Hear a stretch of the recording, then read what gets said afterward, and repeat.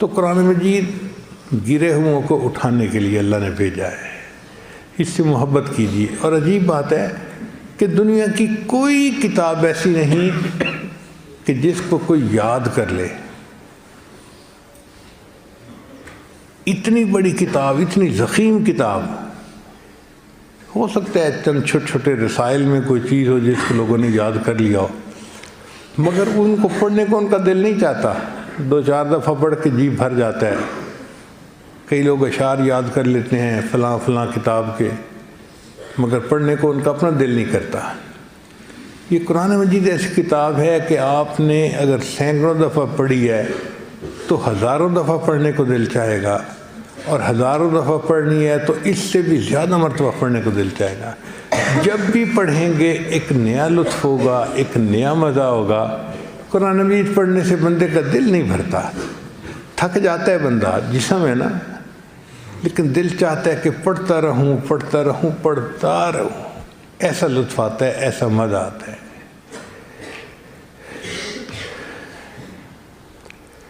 پھر کوئی کتاب دنیا کی ایسی نہیں کہ جس کو اتنے اچھے انداز سے پڑھا جا سکتا ہو۔ یہ قرآن مجید ہی کی شان ہے۔ آپ دیکھیں آج قاری صاحب نے جو تلاوت کی تو کتنی خوبصورت تلاوت کی، دل خوش ہو گیا، دل سے دعائیں نکل رہی تھیں۔ کوئی اور کتاب پڑھ کے دکھائیں نا اس طرح۔ یہ قرآن مجید ہی ہے کہ جس کی یہ شان ہے کہ وہ اتنے اچھے انداز سے پڑھا جاتا ہے، اور سیکھنے والے طلباء محبت سے سیکھتے ہیں اور پڑھتے ہیں۔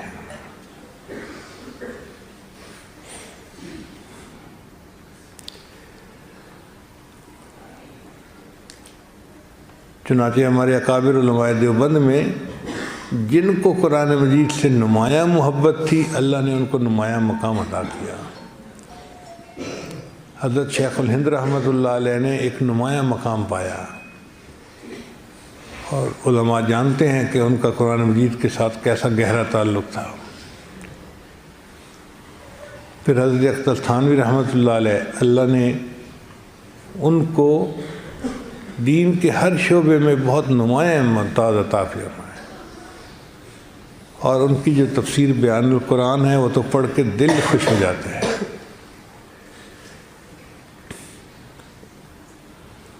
حضرت مولانا الیاس رحمۃ اللہ علیہ، اللہ نے کتنا تبلیغ کا کام ان سے لیا۔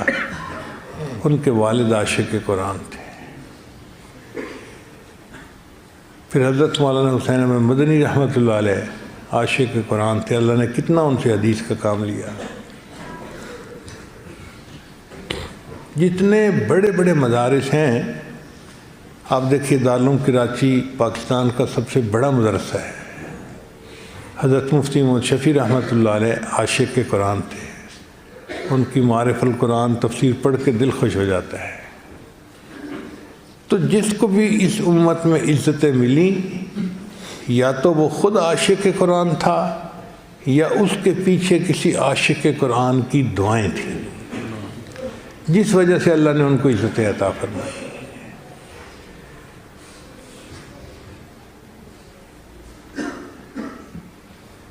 میرے شیخ جو تھے حضرت مرشد عالم رحمۃ اللہ علیہ، وہ عاشق قرآن تھے۔ ہم نے ان کے قرآن مجید کی محبت کے عجیب عجیب انداز دیکھے ہیں۔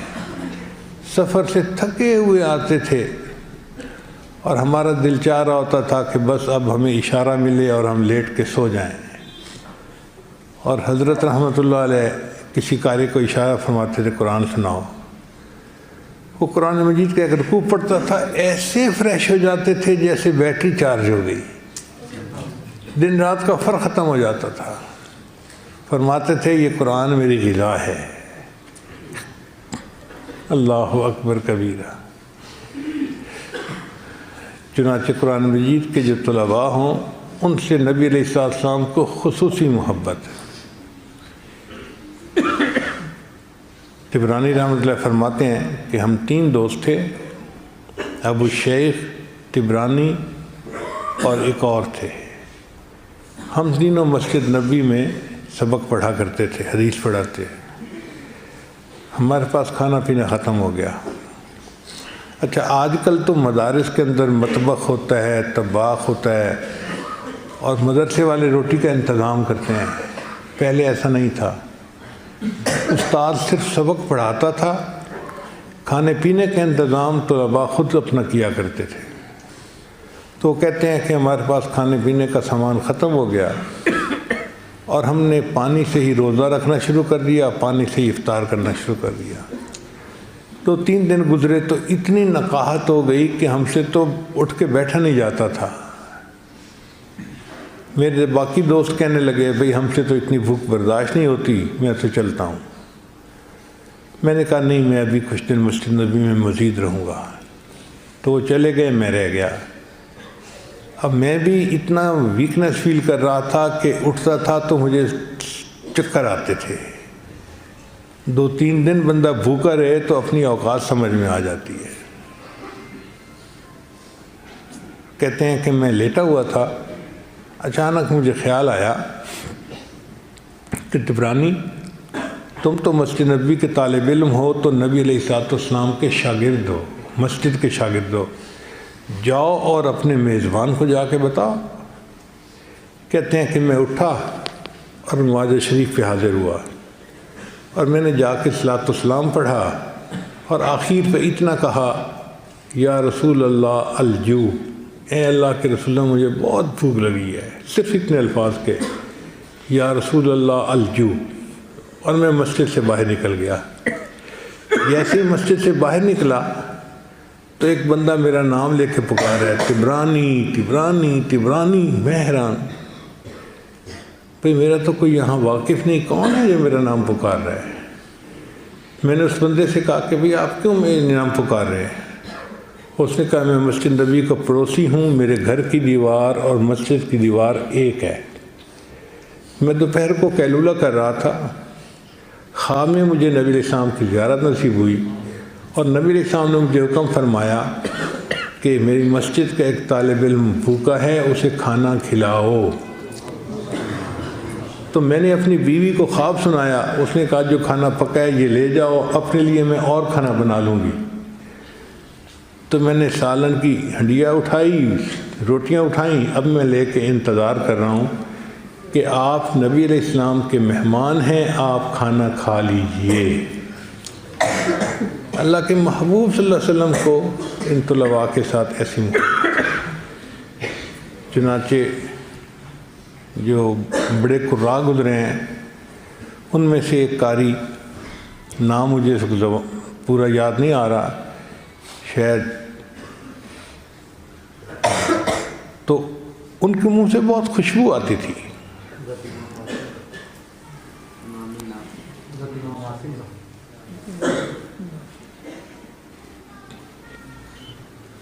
نام چونکہ مجھے ابھی یاد نہیں آ رہا، اس لیے میں نام لینے میں جلد بازی نہیں کر رہا۔ تو بہرحال ان کے منہ سے بہت خوشبو آتی تھی۔ شاگرد حیران ہوتے تھے کہ پتہ نہیں حضرت منہ میں کوئی چھوٹی الائچی رکھتے ہیں یا کوئی اور خوشبودار چیز رکھتے ہیں کہ منہ سے اتنی خوشبو آتی ہے، مگر حضرت کبھی تذکرہ بھی نہیں کرتے تھے۔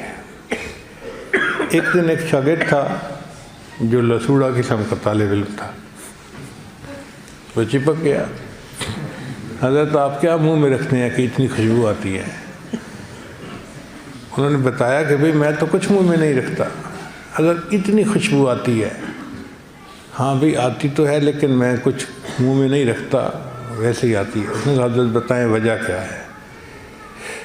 خیر جب اس طالب علم نے بہت اصرار کیا تو اس پر استاد نے یہ جواب دیا کہ مجھے ایک رات خواب میں نبی علیہ السلام کی زیارت نصیب ہوئی، اللہ کے محبوب صلی اللہ علیہ وسلم نے فرمایا کہ تم میری مسجد میں بچوں کو قرآن پڑھاتے ہو، آؤ میں تمہارے لبوں کو بوسہ دوں۔ تو خواب میں جب سے نبی علیہ السلام نے میرے لبوں کو بوسہ دیا، اس وقت سے میرے منہ میں خوشبو آ رہی ہے۔ اب آپ سوچئے قرآن مجید کیا عظیم کتاب ہے کہ اللہ کے محبوب صلی اللہ علیہ وسلم اس بندے کے ہونٹوں کو بوسہ دیتے ہیں جو قرآن مجید اچھے طریقے سے پڑھتا ہے، اور فرشتے اس کے لبوں کو چومتے ہیں۔ حدیث مبارکہ میں ہے کہ اللہ کے کچھ فرشتے ہوتے ہیں جو اس تلاش میں ہوتے ہیں کہ ہمیں کوئی قرآن پڑھنے والا کہیں مل جائے، ڈھونڈتے پھرتے ہیں۔ اچھا، فرشتے قرآن سن سکتے ہیں، قرآن خود نہیں پڑھ سکتے، صرف جبرائیل علیہ السلام کو اللہ نے یہ اعزاز عطا فرمایا کیونکہ انہوں نے وحی لے کے آنی تھی، تو وہ قرآن مجید پڑھنا جانتے تھے اور انہوں نے نبی علیہ السلام کے ساتھ دور بھی کیا۔ باقی فرشتے قرآن پڑھ نہیں سکتے، سن سکتے ہیں۔ اب جو بندہ خود نہ کر سکتا ہو کوئی دوسرا کرے نا تو بڑا اچھا لگتا ہے۔ چنانچہ جب کوئی بندہ قرآن مجید پڑھتا ہے تو فرشتے اکٹھا ہونا شروع ہو جاتے ہیں۔ حدیث مبارکہ میں ایک مجمع لگ جاتا ہے فرشتوں کا، اور جو فرشتہ اس قاری کے قریب ہوتا ہے وہ اور قریب ہو جاتا ہے، وہ اور قریب ہو جاتا ہے، وہ اور قریب ہو جاتا ہے، حتیٰ کہ وہ اس قاری کے لبوں کے اوپر اپنے لب رکھ دیتا ہے۔ یہ حدیث کے الفاظ کا ترجمہ ہے۔ لبوں کے اوپر اپنے لب رکھنے کا کیا مطلب؟ کہ فرشتہ اس بندے کے لبوں کو بوسہ دیتا ہے جو قرآن پڑھ رہا ہوتا ہے۔ تو آپ سوچئے تو صحیح، یہ قرآن مجید کا پڑھنا کتنا عظیم عمل ہے کہ فرشتے بھی اس بچے کے لبوں کو بوسہ دیتے ہیں جو اللہ کا کلام پڑھ رہا ہوتا ہے۔